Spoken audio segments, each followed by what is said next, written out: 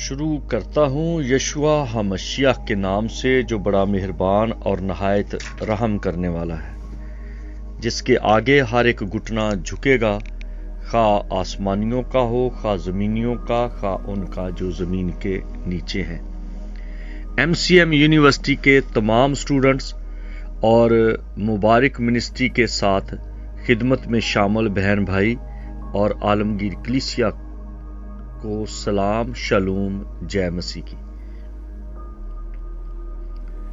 دوستو، آج جو ہمارا ٹاپک ہے یہ خاص طور پہ نوجوان کپل کے لیے ہے اور نوجوان لڑکیوں کے لیے ہے۔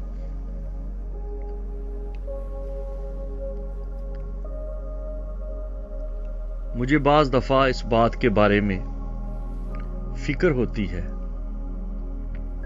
کہ اس دنیا کا نظام، اس دنیا کا سلسلہ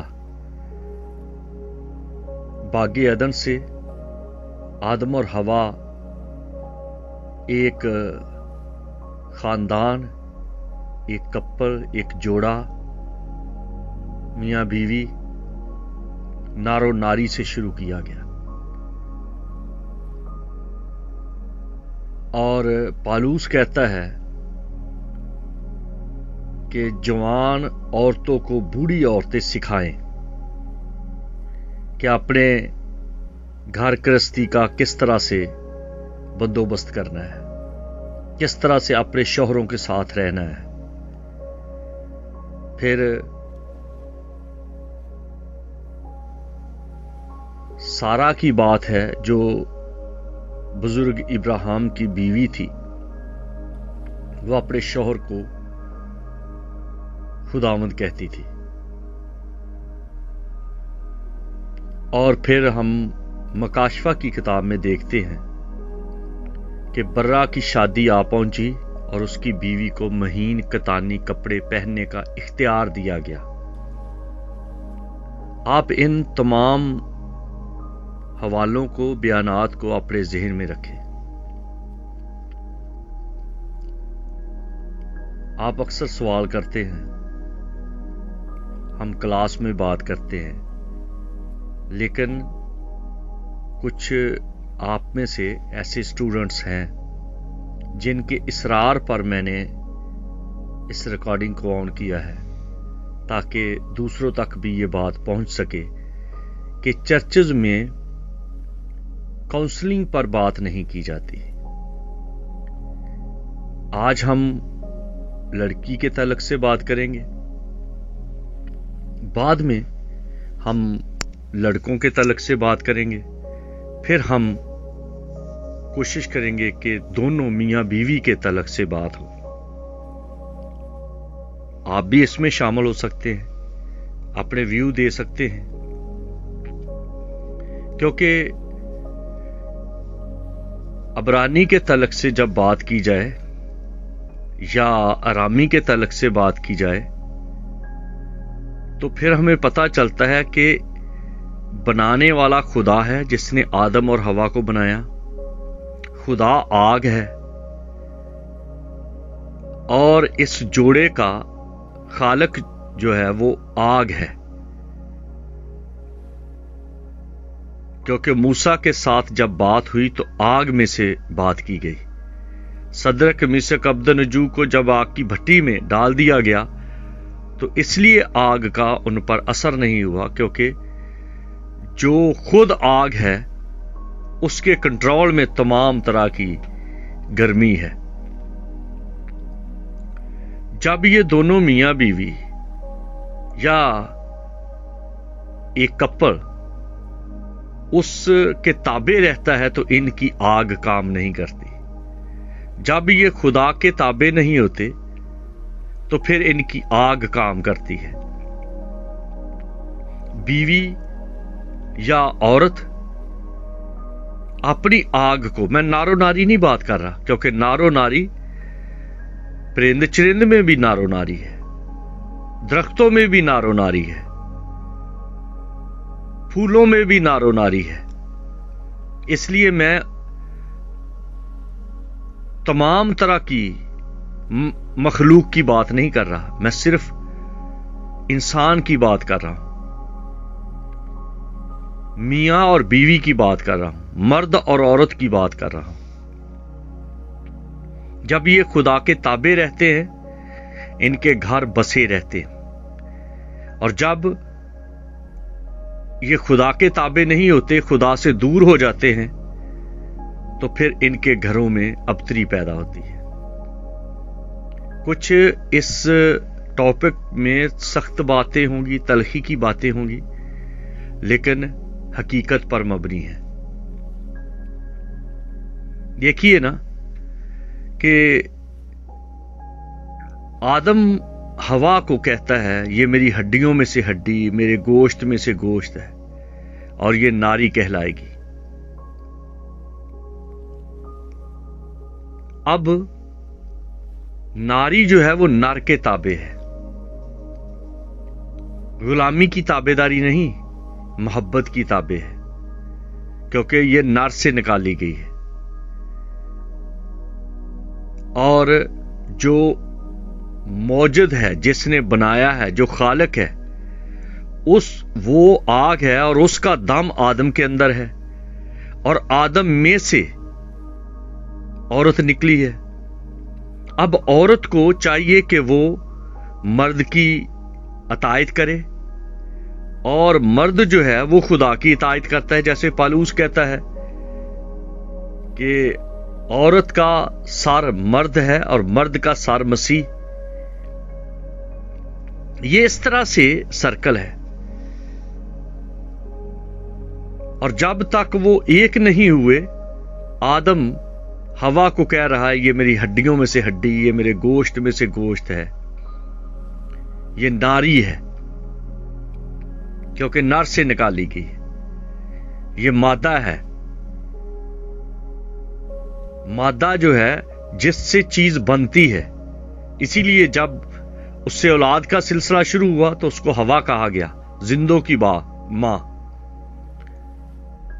تو جب زندوں کی ماں ہے تو اب اس کا دوسرا رخ دیکھیں کہ جب تک لڑکی کی شادی نہیں ہوتی، جس لڑکے کے ساتھ اس کا رابطہ ہوتا ہے، شادی سے پہلے یہ اس کے ساتھ بڑی گھل مل کے رہتی ہے، آزاد رہتی ہے، خوش رہتی ہے، کلیاں کرتی ہے، ناچتی ہے، بھاگتی ہے، دوڑتی ہے، ہنستی ہے، مذاق کرتی ہے، اپنی سہیلیوں کی باتیں کرتی ہے، اپنے دوستوں کی باتیں کرتی ہے، اس کے ساتھ فری ہوتی ہے۔ لکھا ہے آدم اور ہوا دونوں ننگے تھے اور شرماتے نہ تھے۔ ننگے ہونے کا مطلب فزیکلی ننگے کی بات نہیں ہے، گو یہ بھی تھی، لیکن ننگے کی بات ہے اوپن ہونا۔ مرد کے پیسے کو عورت جانتی ہے، عورت کی کمیاں کمزوریاں مرد جانتا ہے، لیکن وہ دونوں ایک دوسرے کو جانتے ہیں، اور کوئی بھی ایک دوسرے کے اوپر سپیریئر نہیں ہے۔ جب شادی ہو جاتی ہے، فوراً ہی عورت جو ہے وہ ایک دم سے بدل جاتی ہے، اور مرد ایک دم سے بدل جاتا ہے۔ عورت چھپانا شروع کر دیتی ہے۔ آدم اور ہوا نے کب اپنے آپ کو چھپایا؟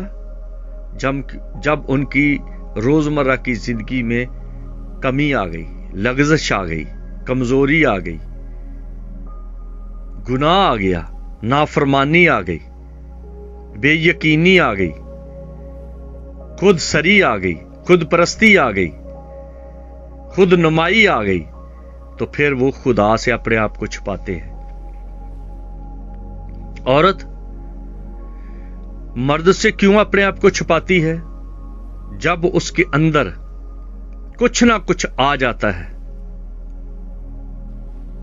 بھلے اس کی ماں کی باتیں آ جاتی ہیں، بھلے اس کی سہیلیوں کی باتیں آ جاتی ہیں، کیونکہ بائبل کہتی ہے کہ بوڑھی عورتیں نوجوان عورتوں کو سمجھائیں کہ کس طرح سے، تموتھیوس کے خط میں لکھا ہے کہ کس طرح سے خاندانی زندگی گزارنی ہے۔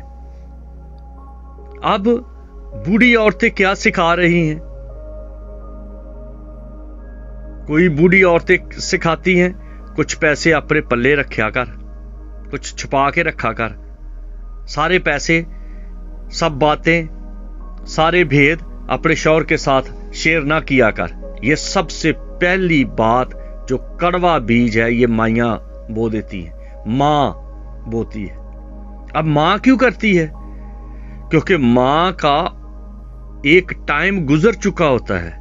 یہ ساری چالیں، یہ سارے ڈھب، یہ سارے ڈرامے، یہ ساری غلطیاں، ساری شرارتیں جو اس کی اپنی زندگی میں ہوتی ہیں،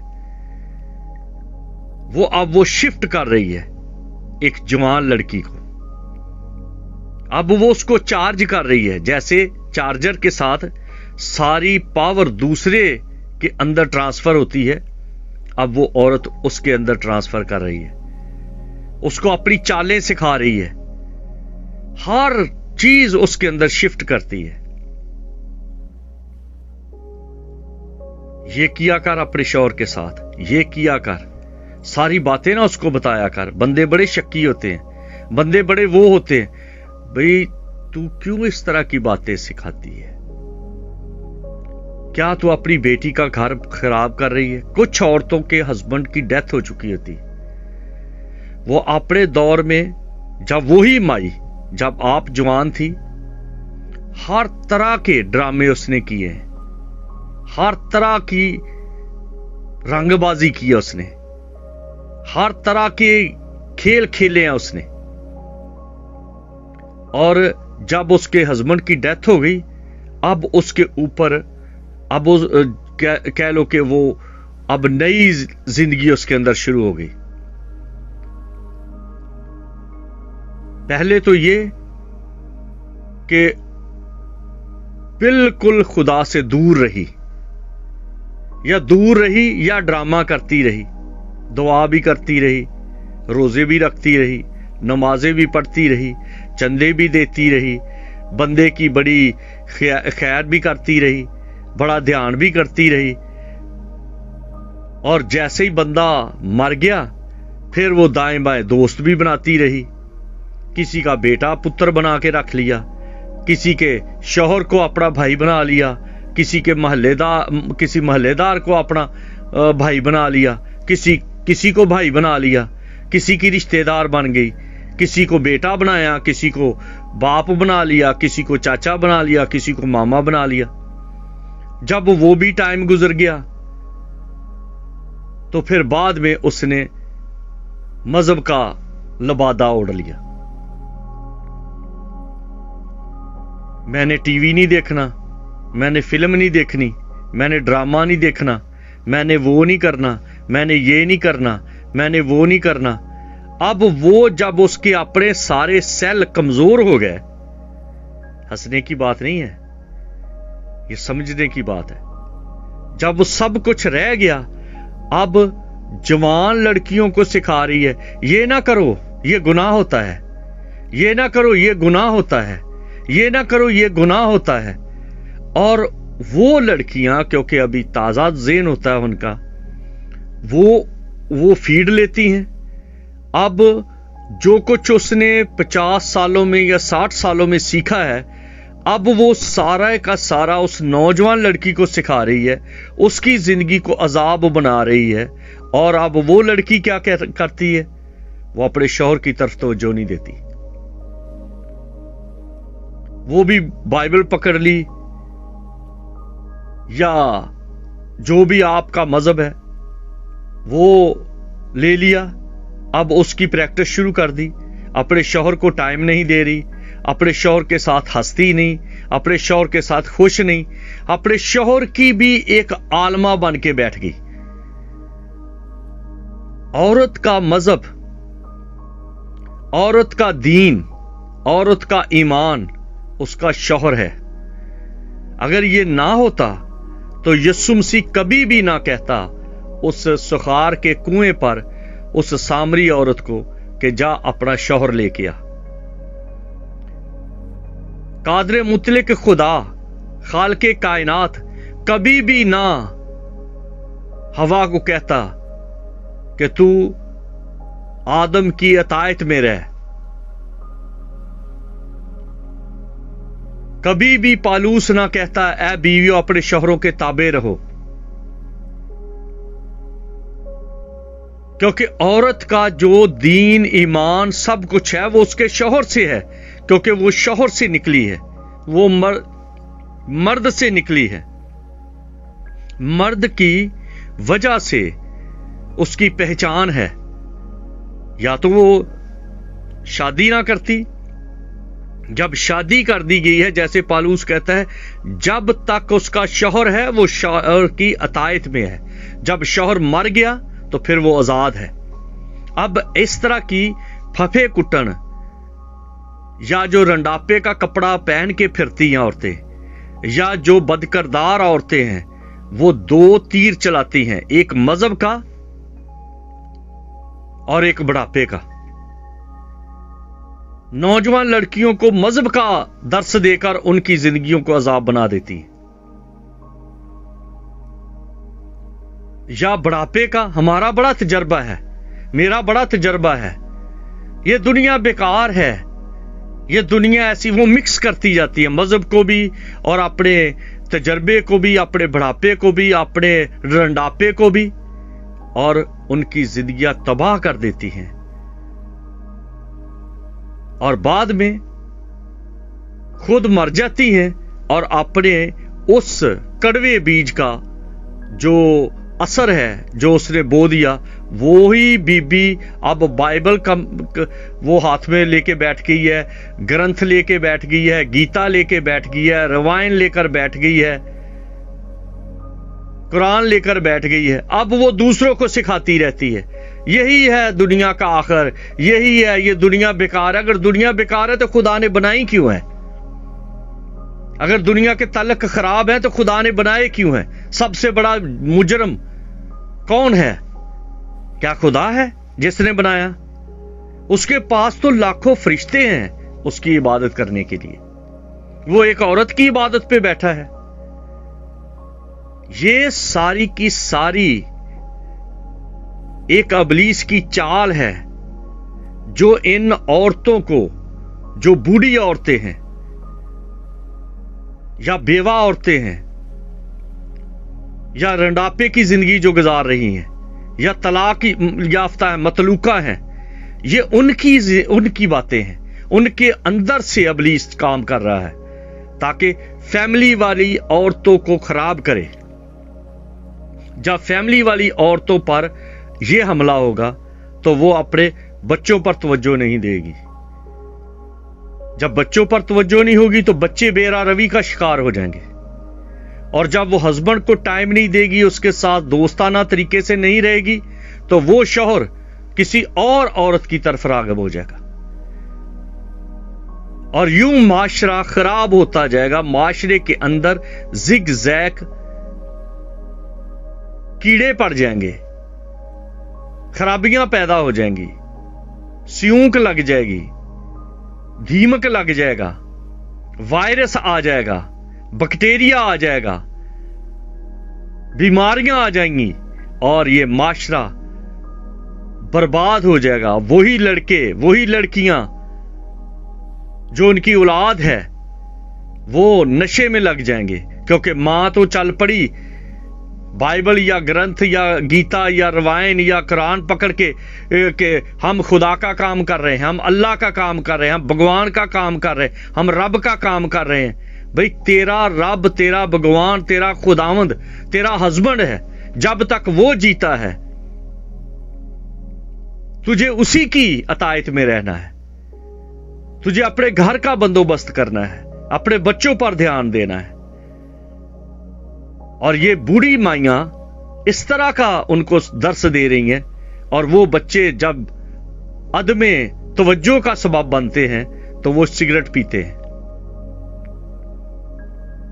घर से बाहर रहना शुरू हो जाते हैं, लड़कियां दाएं बाएं दोस्त बना लेती हैं, اب